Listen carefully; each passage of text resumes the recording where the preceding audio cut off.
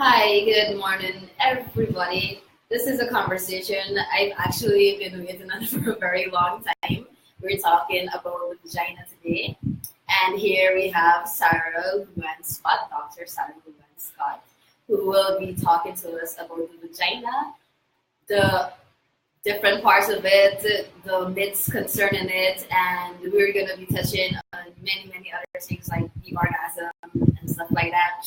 So, we're gonna start now, and one of the first things I know Sarah wanted to talk about is the anatomical structure of the vagina, because usually what we see is not exactly what the entire vagina is. So I'm gonna let her start with that. Oh, wait, before you actually start with that, I want to clear up something, right? Because when people refer to the vagina, and then sometimes when you do read it, you see like the entire the vulva, that's the word. Yeah, so could you explain the difference between the vulva and the vagina? Okay, so I am Bonnie. Sarah from SRHR Adventures at Sexual and Reproductive Health and Rights Adventures, formed by Dr. Patrice Douglas. And this is the stuff that we're all about, empowering women to know more about their bodies so they can make informed decisions and informed choices. So basically, what a woman normally sees when she dresses and she spreads open is the vulva and not the vagina. The vagina is actually, if you can look at this here, right? So there's a light. Oh, that's a very big vagina. Yes. Now this is the entire female reproductive system, but the vagina is basically this canal here, right? That extends from the cervix, which is the mouth of the uterus, to the vaginal opening, right? Or what we know as the hymen, which we will get to later on in the conversation. But this part here is the vagina. The part that we see on the outside is the vulva, which is basically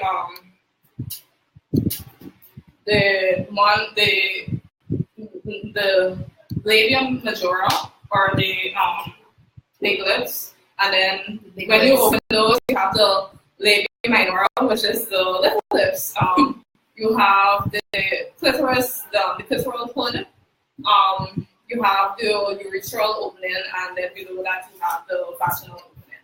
So that what you see there is the vulva and not the vagina, basically, right? So just to clear that up, the vagina is something totally different. Yeah. Okay, cool. So one of the reasons why I wanted us to have this conversation is because there's a lot of myths surrounding the vagina, right? And very dangerous myths also. And this can often see women pushing stuff in their vagina and doing cleanses and douches and stuff like that, right? So that is very dangerous. For one, because I think how the douches work is that they just kind of flush everything out. Yeah, right? and that in itself is not what you want, because the vagina, it has its own natural flora, right? It's something that is self-cleansing. It has its own pH, and when you upset that balance, it's a whole ecosystem to look when you want to. That's the way to it's a whole ecosystem, and you don't want to disrupt the natural balance of it, because when you clear that out, it will make room for the other things to proliferate and cause issues.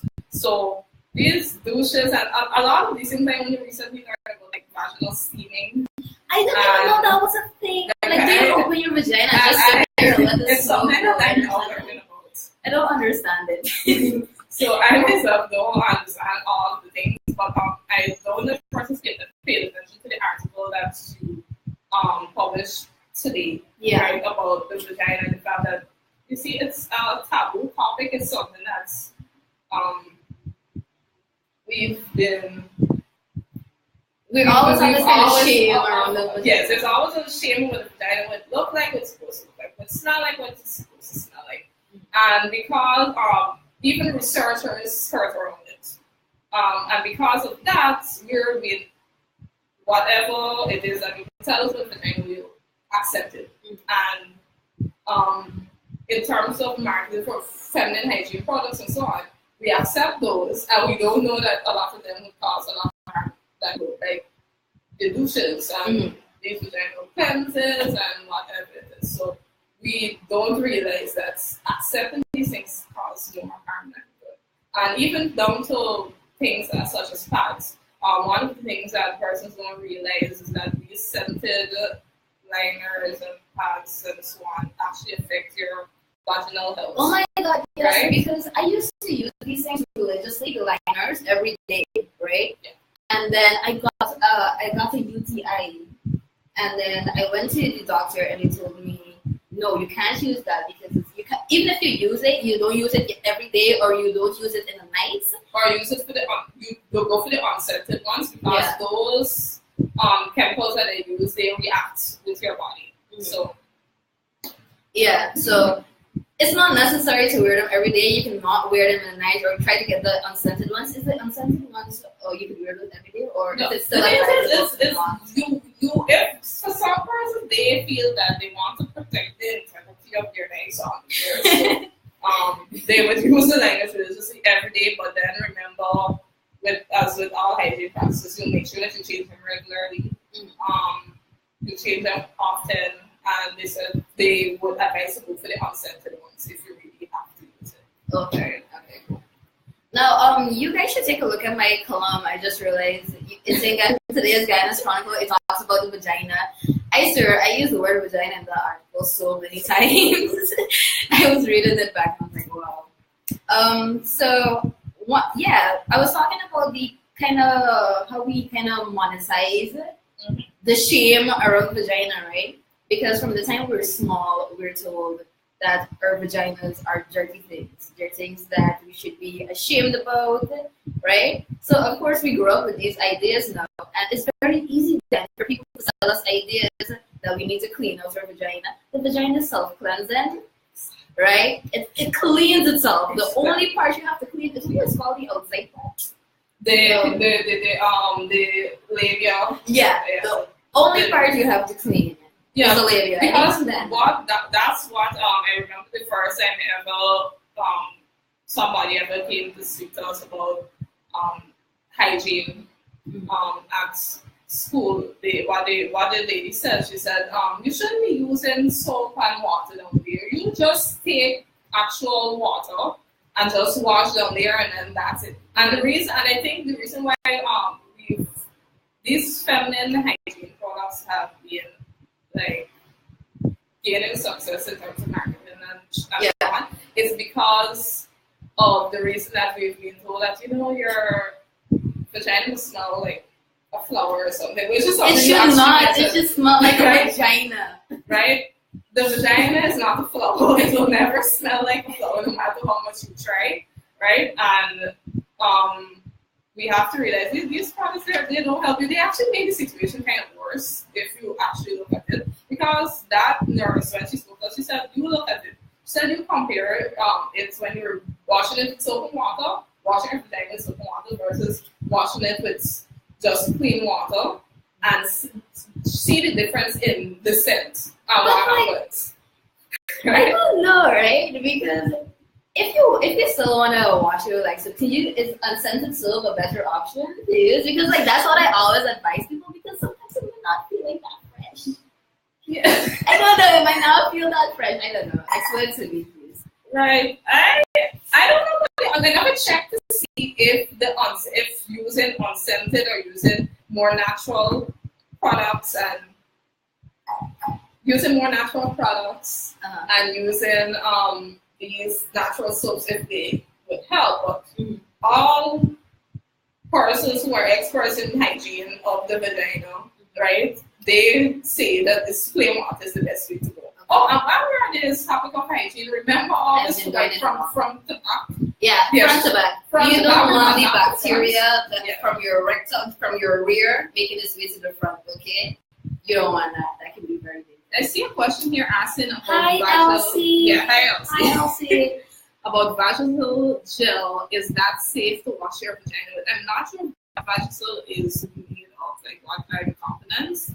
But I think once it has like a lot of chemicals, then no, because like anything with chemicals really should not be around. I think it falls into that same category of the feminine hygiene. Yeah, that it is a feminine hygiene product that we do not need. Vagisil and Summer's Eve and all those. Another one of those things I wanted to talk about is like the tightening sticks and creams and stuff.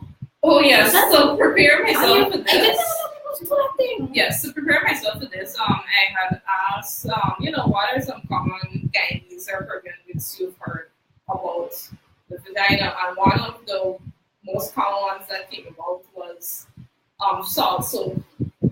You wash it with salt soap, and it tightens your vagina. Okay, tightens your vagina. I am kind of ashamed to admit this, but I did this on recommendations. Okay, I was young, I didn't know nothing, and it was following my pregnancy, so it was recommended to me. And you use it, and then that would help to tighten your vagina. But the thing is, I didn't even have a normal delivery. I had a C-section, but I still used to do it, right? Yeah, so that's kind of interesting. Yeah. You just take things even though they don't apply to you, right? Yeah, but the thing is that the vagina itself, it has a lot of muscle cells and fibers. It's like a whole muscle of its own, right? So there's no need to tighten it. One thing that was mentioned in the leading up to this program, as some of you have read, is that of Kegel exercises, which will tighten the pelvic those are so fun, right? With the tighten the pelvic floor. But in terms of tightening the vagina, this whole conception about the tight vagina is a whole myth because remember in sexual arousal, right? In sexual arousal, the vagina itself it lengthens and it widens, and that's how we know that a woman is sexually relaxed. So loose vagina is actually a good thing to sense, right? Even in one of the other functions of the vagina as that of the birth canal, right? A lot of people feel that when you're waiting for labor, you're waiting for the vagina to open up for the baby to pass out. This is not true. You're waiting for the cervix. I'm being educated. You're waiting on the cervix itself to dilate, right? The vagina is ready to stretch whenever it's ready. It's ready at any time to stretch. So that is this whole concept about the tight vagina. There's two things I want to mention, right? Because I was reading on the recommendation. Yes, thank you. It returns to its natural state of balloon. That's how awesome we were. Yeah, Yvonne said it returns to its natural state of balloon. That's how awesome. Yvonne is another SRE. Awesome. One of the things I always find amusing about the idea that your vagina can become looser after a lot of sex is that the egos of men, right? Because they're the ones usually saying this. Don't you think your penis or anything could actually stretch as a vagina? You know, a child comes out there and it snaps back. Exactly. Right? So I was saying I was reading the vagina monologues on the recommendation of Lulavi Burnham, right? And I found a quote in there regarding because they were talking about like the smell and like taste and stuff, right? But like when you do oral sex, and that's one of the things people always think that your vagina needs to smell or taste different or something, right? So there was one quote that I pulled out, and it says, "I want to taste the fish. That's why I ordered it." I'm sorry, I love that quote. Okay. Oh my goodness. Yes. Well, as we're on the topic of fish, right? One of the things that I think we should know is that your vagina, if you would notice your body, like during the cycle, your discharges would vary at different times of the month. But there are sometimes when the discharge will change and you would have to go and see the doctor. Mm-hmm. Like for example, if you notice that normally it's clear or white, but if you see it's excessive whites or you see the discharge is gray, for people even green, and it isn't what it's supposed to be or what is your normal. What you should be doing is going to see your doctor or your healthcare provider, go to the nearest health center, go to GRP, just go and see a doctor because we find is that a lot of women, they tend to say, oh, the discharge change, so change it to UTI. So they go to the pharmacy and they buy an over-the-counter creams and so on and try to self-treat it. Not knowing that the diagnosis is so because there's like different types, right? Because for example, so disinfection, right? Disinfection is one of the most common things that happen to women. Sometimes women have something called bacterial vaginosis, which is associated with a fishy odor, right? I don't know what it is, but it's associated with a fishy odor. And they are treating themselves for disinfection when it's actually vaginosis, when you should be going to the doctor to get the right treatment for that. Yeah. So I would advise.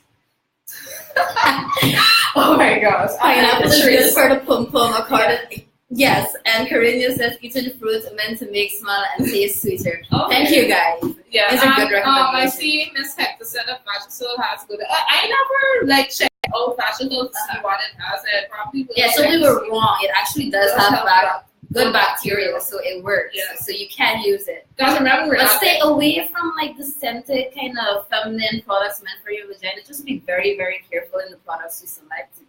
Yes, Elsie, that is true because it's in healthcare in general, people don't monitor themselves. Let me just read the comment. Elsie says, I think it's important to tell women to keep monitoring their discharge. No shame in checking your underwear or liners, smelling it, and just keeping up with it in the way you would keep up with your perspiration. Know your personal smell so you can know when it's off. No shame. That's another thing.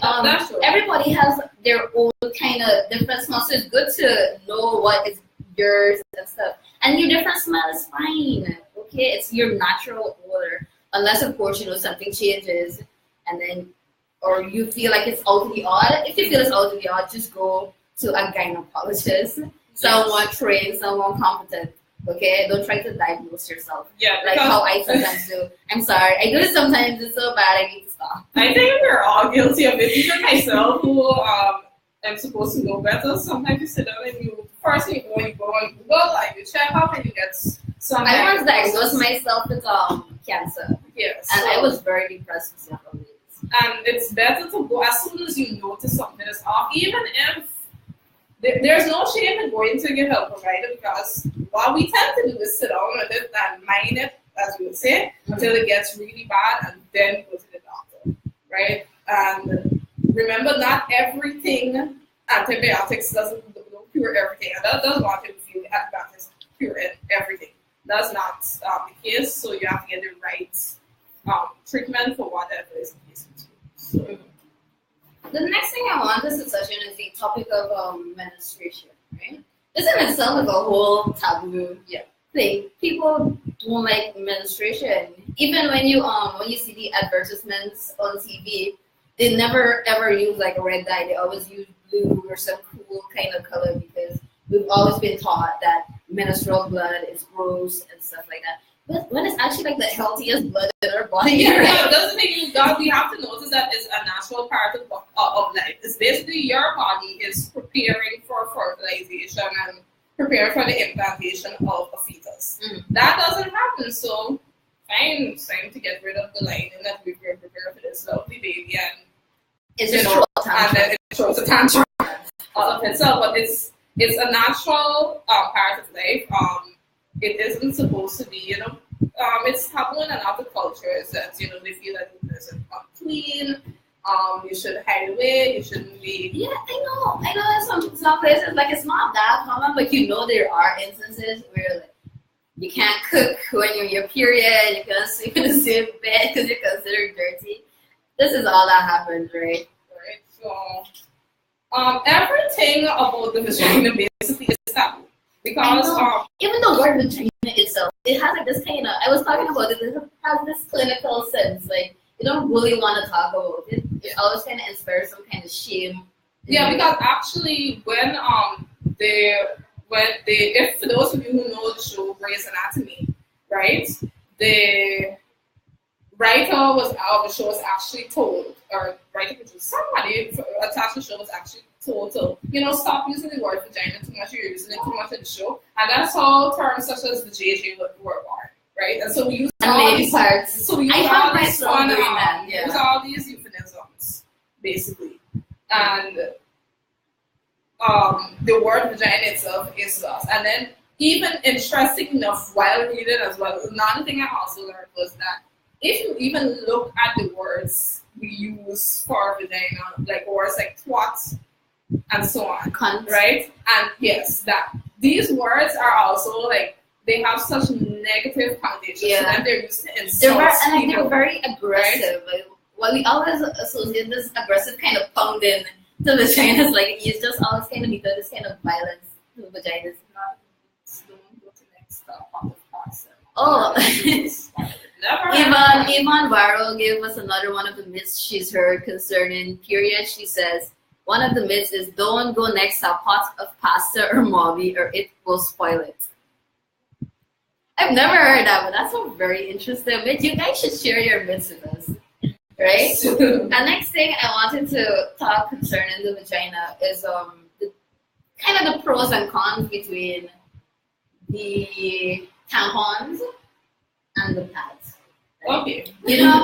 Because I know one of the things with the tampons, people believe that it can take your virginity. Now, that actually be really that's cool. A whole other myth that we will get into just now. The virginity myth, we'll get into that just now. Right? So people think that the tampons are usually, but this not. Honestly speaking, I don't use those. Okay, so I've used used tampons and I've also used like pads. So the tampons, like where my fingers are, they're usually like this length or a bit smaller. I might be off. And then you just kind of like push it up in your vagina. It's not uncomfortable, but people feel like it can take your virginity because it's going up there, right?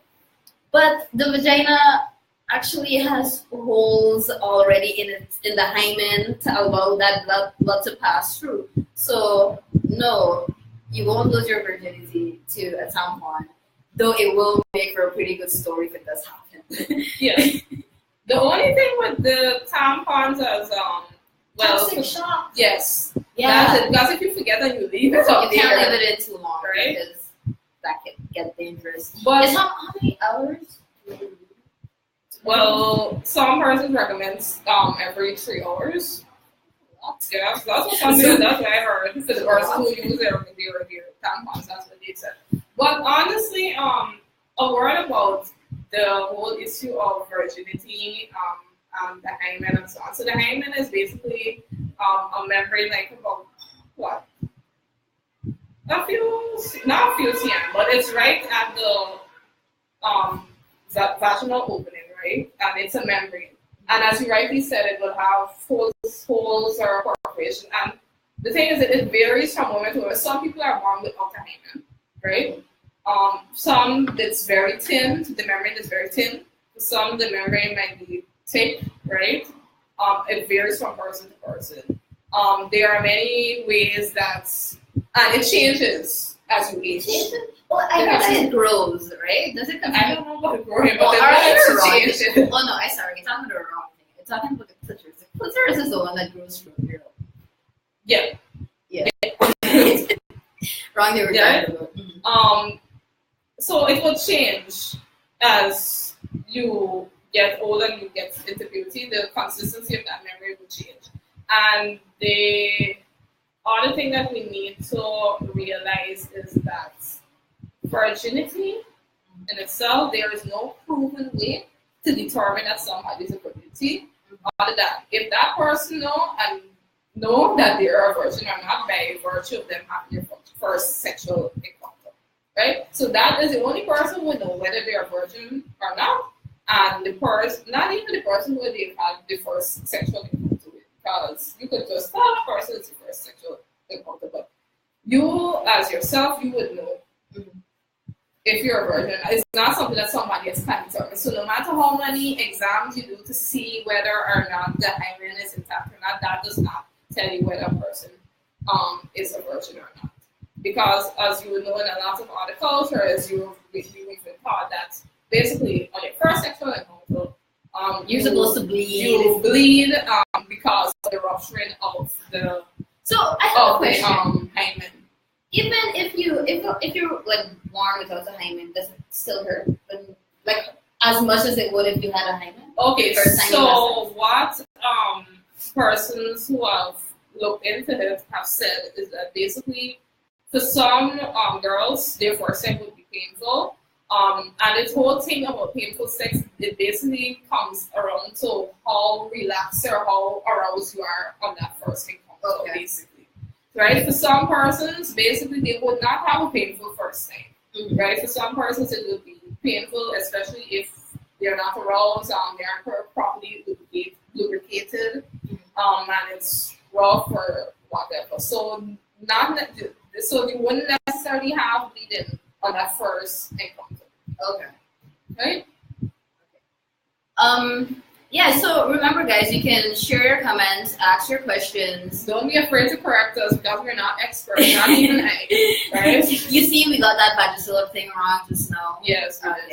So ask us questions. One of the things I wanted to touch on is the topic of hair, right? Hair on the vagina. Yeah. This is always an interesting thing because we're always telling the women particularly that they need to shave their vaginas in order for it to be acceptable, right? And the thing with that is that often when women shave their vaginas, I don't think like it just kind of removes a lot of protection there. I think that because you shave away everything most of the times, right? Yeah. So if you feel the need to shave your vaginas, I think like you should clip it closely, but not just remove everything. Don't just like landscape. Well, as a somebody who's basically in SRH, which is Sexual and Reproductive Health and Rights, all women have their own rights to do what they want to do with their bodies.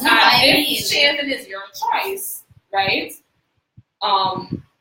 It's your choice. The whole point is that again, some rules with hygiene and so on. Yeah, well, that's what I'm wondering. Well, when you shave everything, is that really hygienic? Because I know the hair, the purpose of the hair is to kind of protect you from a lot of outside material, right? Yeah. So that's what happens. Anyway, I just wanted to touch on that because I know like a lot of women would have the same kind of problem that they shave. They might shave it the wrong direction, get a lot of hairs, and those can be so annoying. Right. So and then you just again, simple rules of hygiene. Like you make sure you use your clean blades or whatever. Try to use patch tests, whatever. If you're the kind of person who uses the hair removal creams. I don't. Those are they burn. So I don't. There are persons who use those. So again, you need to be careful with what you use, and how you go about removing the hair. But I really can't speak as to whether or not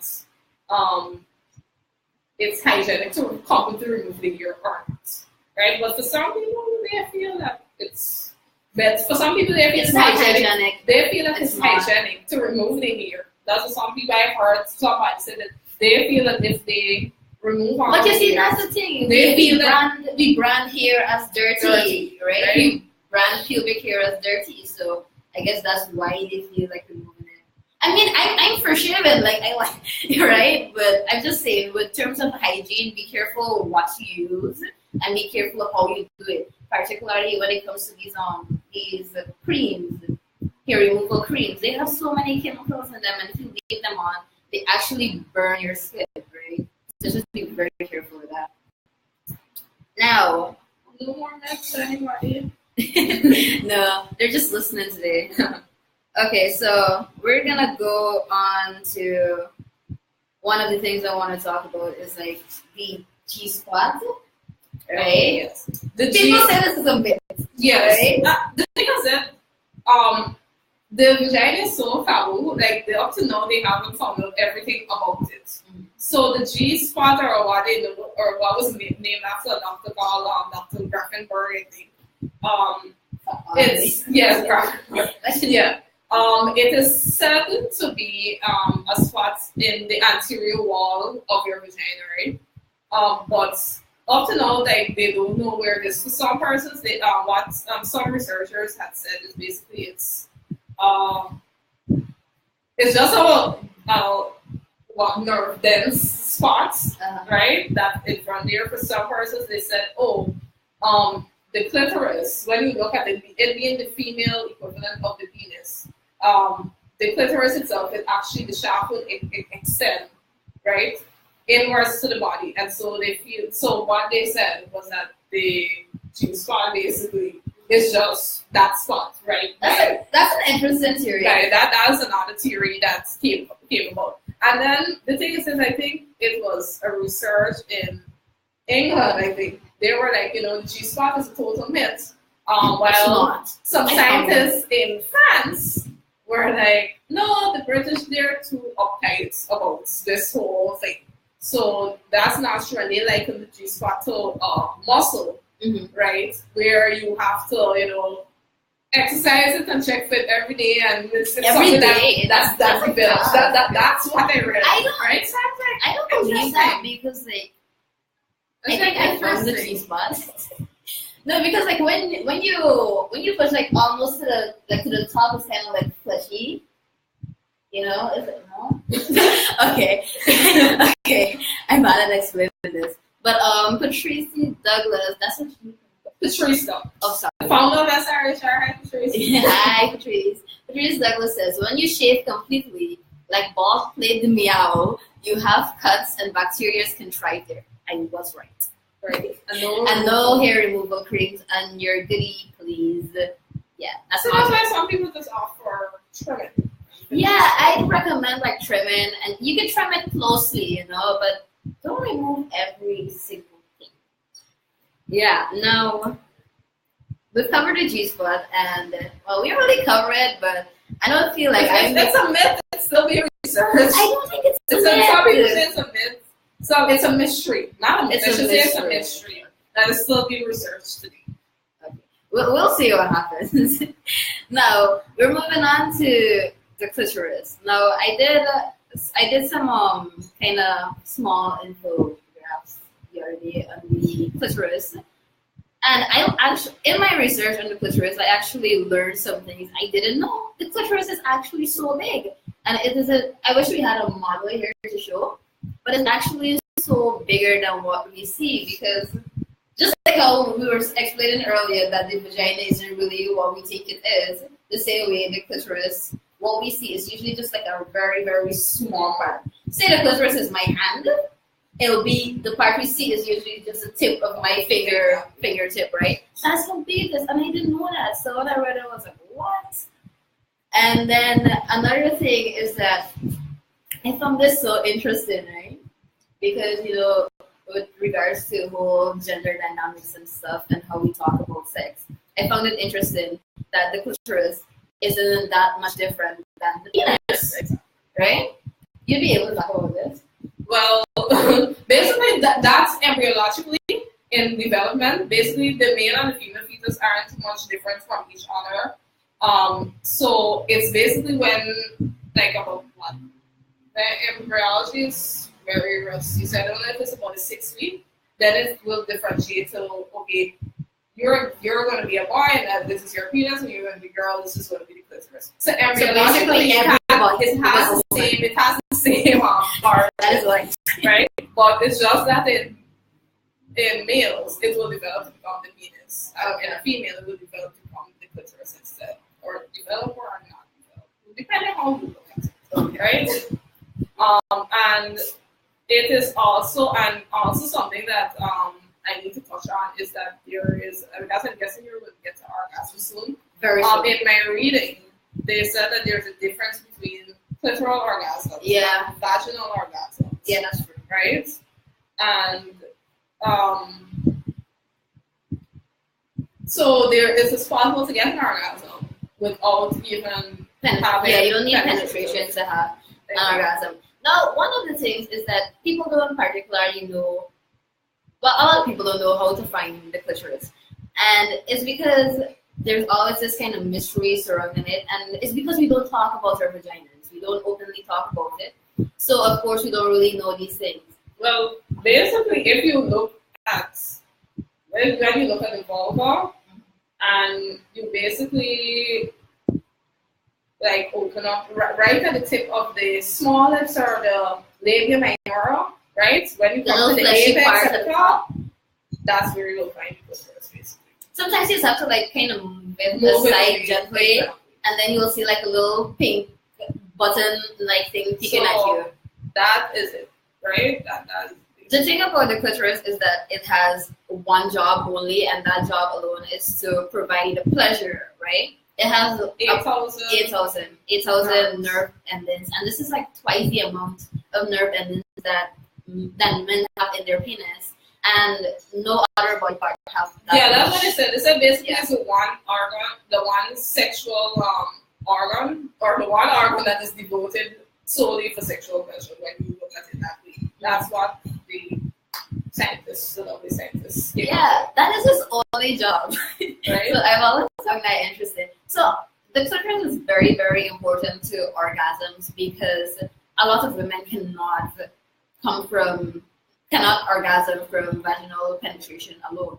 They would need some kind of clitoral stimulation, right? But because you need to remember, because the clitoris is so sensitive, you can't just like jump in there and just be because some persons they have to the amount of sensation differs from person to person. So for some persons they would be extremely sensitive that you would have to be very careful, while for some persons they wouldn't be as sensitive. Yeah. So the important thing is just to talk to your partner and kind of figure out what works or doesn't work for them, because you don't want them to be uncomfortable while having sex, and you want them to orgasm because you've heard people say that they believe that the female orgasm is a myth. Yes, when you look at the true history, basically it was thought that the vagina itself, like at the female reproductive system, the only purpose for women to have sex is to have children and to service the man, basically, when you look through history. So a woman deriving pleasure from a sexual encounter was something we weren't really supposed to enjoy it. Our only purpose was to have sex, get pregnant, bear those children. Yeah, so and then one other interesting thing that actually came up this week is that it was also seen as a sort of therapy. Remember, for women back in the day, they used to say that when they're prone to hysterics, the only way to treat them, right, is basically the doctor used to manually stimulate them, basically, until they came to hysterical paralysis.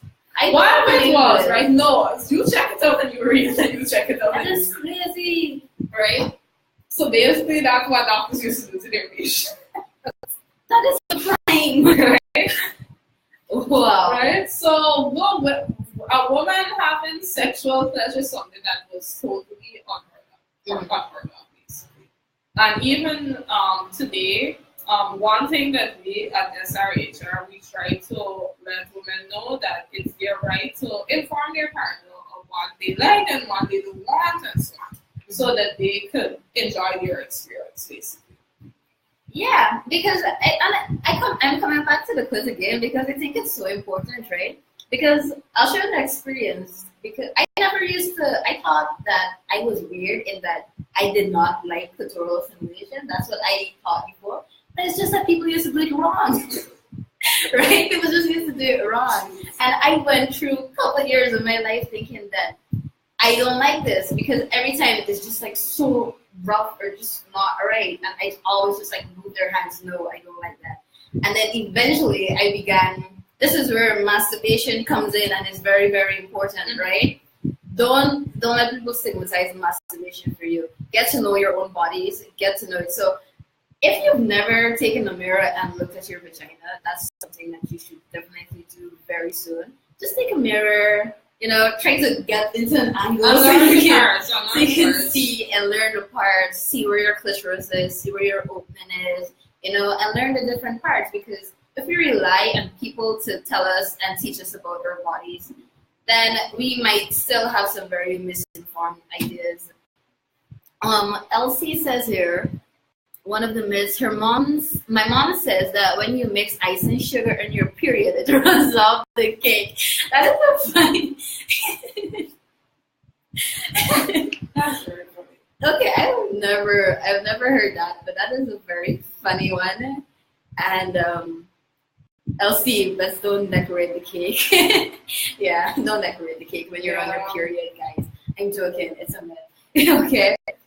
Yeah, I'm going back to masturbation. Get to know your bodies. Just kind of look up there and figure stuff out. Get your partner to help you. It can be fun. It can be like a fact-finding mission. It can be like a fact-finding mission.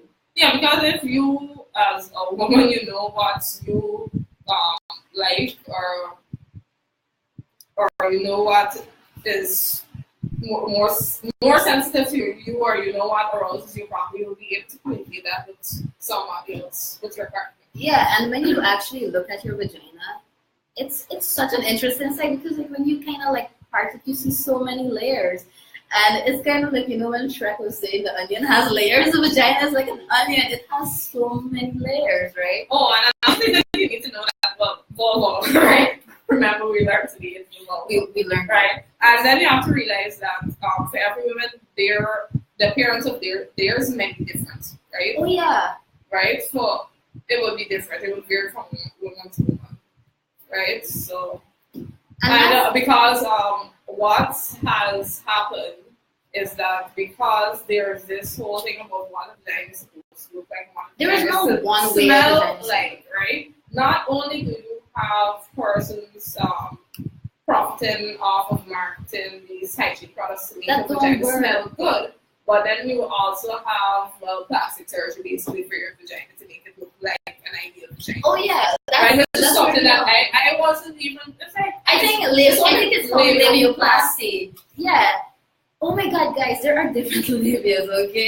Okay, some of them can be small, some of them can be big, some of them can be spread. That's all fine. All different labias, they are fine. You don't need to do surgery.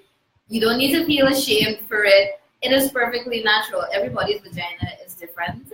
Okay, so just learn that. So just like the hymens vary from woman to woman, it's the same thing with the vulva and the labia majora.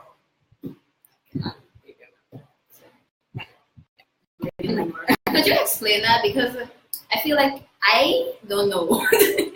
Basically, when you look at the vulva, okay, so basically the part where right by your pubic bone, right, where the hair is known as the mons pubis. And the mons pubis, right, that extends into when you go between the legs, that extends into the labia majora, or the big lips, right? And then when you spread apart the labia majora, you see two other smaller pieces of tissue, which are the labia minora, or the little lips, right? Oh, and yes, we didn't even mention that you did. Do you know that in the vulva, it's two openings you have, right? One is the urethra, and one is the vaginal opening. One you pee, right? There's the urethra, that's where you urinate from, right? And then you have the vaginal opening, basically where you have your you will have period blood coming out of, and the baby will come out of, and you will have sexual intercourse. So there are actually two openings here, and a lot of people surprisingly think that everything happens through one. One last thing, we've actually been here for 43 minutes. We were mentioning earlier that our might be a long time. She was worried. I was like, no, the show is only half an hour. You don't need to be worried. Yeah, so one thing I wanted to mention is that the tools, the vaginal tools we have, they're so scary. Like when you go to a doctor, like the other day I went to get tested for STIs, right?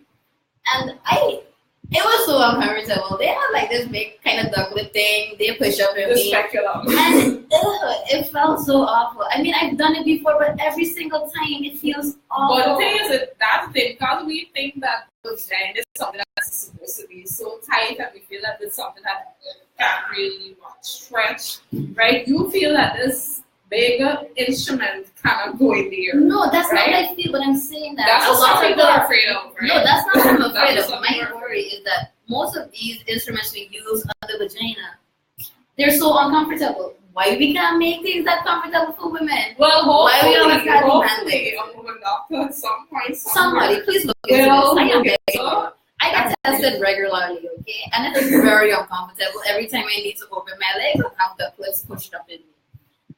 Somebody, please do this for me, okay? right. Now, yeah, I think we just two more things I need to mention, and then I think we're just gonna wrap this up. Now, queefing. This is fun.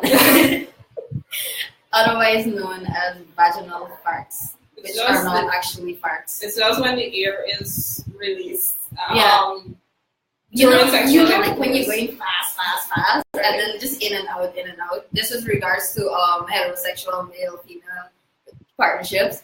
When you go fast in and out, sometimes air gets trapped up in there, and when you just pull out, I didn't know push out. about the term until one of my friends from medical school. He knows himself.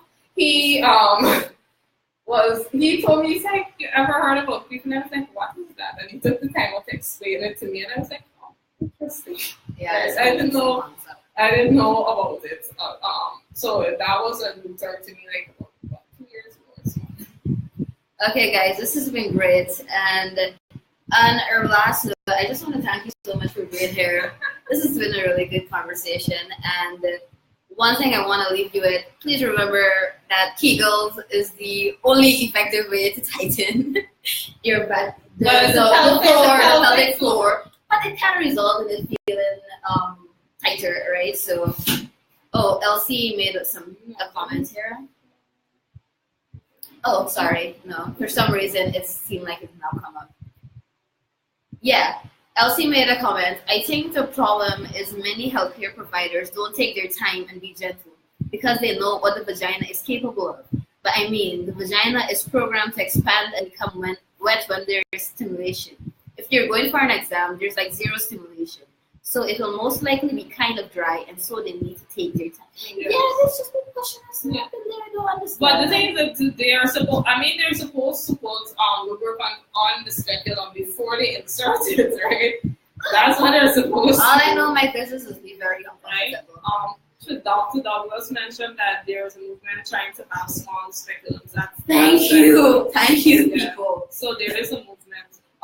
Yes, Miss Christiane, we should have some pictures to show. Yeah, I'm sorry. We couldn't get the model, so we only had the model of the female reproductive system, just to differentiate that the vagina was not the vagina as we know it, right? Mm-hmm. Right. But yes, I agree. I will try to do wanted better to get next actual physical. I models was and going to borrow one from GRPA, Yeah, but I'm always the late, next so time. I didn't have the time to go there and then get here in time. The next time, and if you guys have like any more questions, of course you can. Well, we have Women's Wednesdays, and then you have SRHR Adventures with Cats. That's our Facebook page. So if you have any questions, anything that you'd like to know regarding not only the vagina but anything to do with sexual and reproductive health and rights, you can find us on Facebook and message our page and get to us. Awesome. Thank you so much for being here. Thanks you guys for tuning in. See you again next week.